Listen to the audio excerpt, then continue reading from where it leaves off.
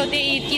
मैं फ्रेंड्स वगैरह के साथ आई हूँ तो एक होता है घूम भी लिया, इफ्तारी पे चले गए, उसके बाद तो रमजान की एक वाइब भी आती है। और मतलब लास्ट ईयर भी कुछ नहीं हो सकता है, मतलब मैं तो इस साल ही निकली हूँ, सिर्फ लास्ट ईयर में बिल्कुल भी नहीं निकली थी। तो अब ये है कि हाँ कभी वंस इन अ वाइल तो लगता है कि निकलना चाहिए। तो ईद है, ये तो शॉपिंग तो लाजमी है ना, बिना शॉपिंग के तो ईद कैसे मनाएंगे। कोविड फैल रहा है, वहाँ पे मौतें बहुत ज्यादा हो रही हैं इंडिया में, ऐसा पाकिस्तान में हो गया तो फिर देखा जाएगा। रोजा रखा हुआ है, कोरोना से डर नहीं लगता है, अल्लाह से बड़ी कोई चीज नहीं है। रमजान है, रमजान का महीना है, अल्लाह बेहतर करेगा।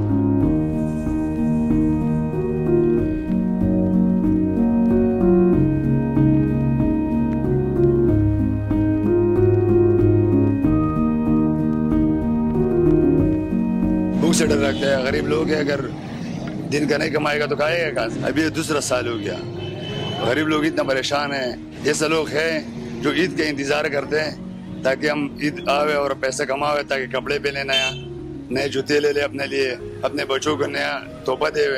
बहुत ज़्यादा रश है, मगर ये देखें ना कि वो कोरोना के चक्कर में इन्होंने 6 बजे के बाद मार्केटें बंद करवाना शुरू कर दी। तो दिन में तो वैसे रश होता है, कि अब मैं ये कहूँगा कि दिन में क्या कोरोना नहीं फैलता। कारोबार इफ्तारी के बाद से शुरू होता है और तकरीबन 2, 2:30, 3 बजे तक का होता है। तो मेरे हिसाब से तो उनकी पॉलिसी तो गलत है बिल्कुल, खान साहब की।